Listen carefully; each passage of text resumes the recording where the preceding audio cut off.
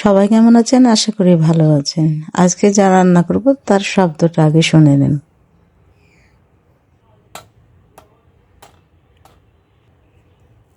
কতটা মজার, কতটা মুচমুচে একবার লক্ষ্য করে দেখেন। একবার খেলে ভুলতে পারবেন না। যাই হোক, আমরা এখন রেসিপিতে চলে যাই। এর জন্য তেমন কিছুই লাগবে না, শুধু কুচো চিংড়ি আর খোসা সহ মসুরির ডাল। এই মসুরির ডালটার ভিতরে খোসা থাকে এবং মসুরির ডালটা বেছে পরিষ্কার করে নিতে হবে। বাজার থেকে আনার পরে অনেকগুলো নোংরা থাকে, তাই আমরা ভালোভাবে মসুর ডালগুলোকে বেছে পানি দিয়ে 4-5 বার ভালো করে ধুয়ে 4 থেকে 5 ঘন্টার মতন ভিজিয়ে রাখতে হবে। 3-4 বার তো পানি ফেলে ধুয়ে পরিষ্কার করে চকচকে পানি হবে যখন, সেই সময় আমরা পানি দিয়ে 3-4 ঘন্টা ভিজিয়ে রাখবো। 3-4 ঘন্টা পর দেখা যাবে ডালগুলো নখ দিয়ে চাপ দিলেই ভেঙে যাচ্ছে, বুঝতে হবে হয়ে গেছে। এবার যেহেতু আমরা এখানে কুচো চিংড়ি মাথা দিয়ে বড়াগুলো তৈরি করব, তাই আমরা কুচো চিংড়ির মাথা নিয়ে নিয়েছি, কিছু কুচো চিংড়িও নিয়ে নিয়েছি, আর 5-6 কোয়া রসুন, হাফ ইঞ্চির মতন আদা আর 5-6টা কাঁচামরিচ ব্লেন্ডারের মধ্যে দিয়ে ভালোভাবে কুচো চিংড়ির মাথাগুলো দিয়ে হলুদ গুঁড়ো, হাফ চামচ জিরার গুঁড়ো ও হাফ চামচ লবণ দিয়ে আগে এগুলো বেটে নিতে হবে।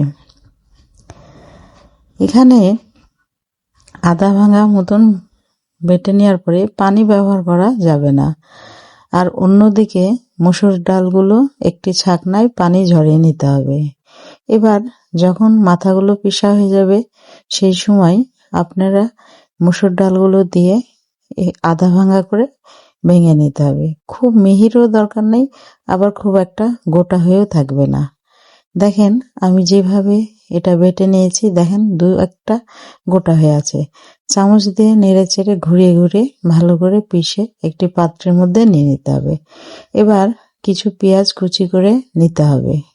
যেহেতু পেঁয়াজির বড়া, সেহেতু পেঁয়াজ দিতেই হবে। পেঁয়াজ না খেতে চাইলে না দিলেও হবে, তাতে টেস্টের কিছু হেরফের হবে না। এবার যেমন ইচ্ছা তেমন সাইজ করে নেবেন। এখানে আমি 2টো বল সাইজের দিলাম। তেল মিডিয়াম আঁচে হিট করে ডুবো তেলের মধ্যে ভাজতে হবে। বড়াগুলো নখ দিয়ে একটু চ্যাপ্টা করে পাতলা করে দিলেও হবে।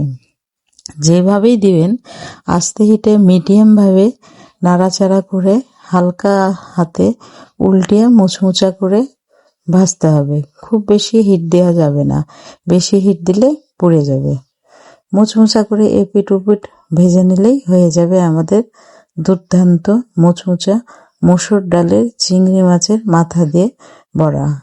সবাইকে ধন্যবাদ আমার পাশে থাকার জন্য। একবার হলেও এই মসুর ডালের বড়াটি করে খাবেন।